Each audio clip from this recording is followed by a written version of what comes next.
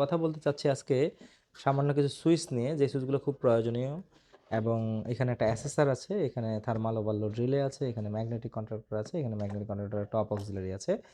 তো বিষয়গুলো যাদের একটু ডাউট আছে আমি সেই জিনিসটা ক্লিয়ার করতে যাচ্ছি। মূলত হচ্ছে একটা রিলে আর একটা অ্যাসেসর, এই দুটোর মধ্যে কেমন তফাৎ বা কী কাজ করে বা কোথায় ব্যবহৃত হয়, আর এই সুইচ এটার ক্ষেত্রেই বা কী তফাৎ তৈরি হয়।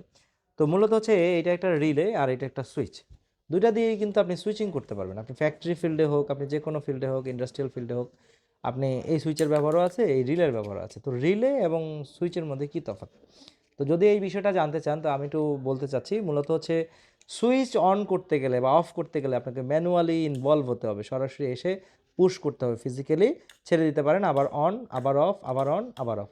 এই সেমভাবে আমি যদি এখানে একটা লোড দিয়ে দিই, ছোটো একটা লোড দিয়ে দিই বা বাতি দিয়ে দিই, ও কিন্তু অন অফ করতে পারবে।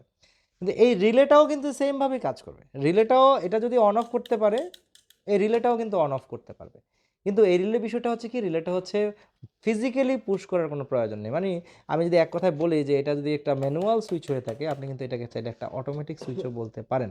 মানে এটাকে যতক্ষণ অন রাখতে চান আপনাকে চাপ দিয়ে ধরে রাখতে হবে, আর এই রিলের ব্যাপারে যতক্ষণ অন রাখতে চান শুধু রিলের কয়েলে পাওয়ার দিয়ে রাখলেই হয়।